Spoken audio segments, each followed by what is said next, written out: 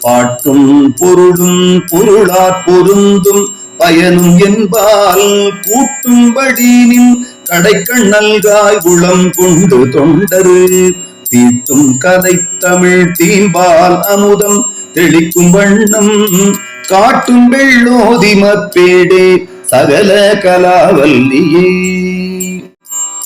பாட்டும் பொருளும் பொருளாற் பொருந்தும் பயனும் என்பால் கூட்டும்படி நின் கடைக்கண் நல்காய் உளம் கொண்டு தொண்டரு தீட்டும் கதை தமிழ் தீம்பால் அமுதம் தெளிக்கும் வண்ணம் காட்டும் வெள்ளோதிமப்பேடே சகல கலாவல்லியே.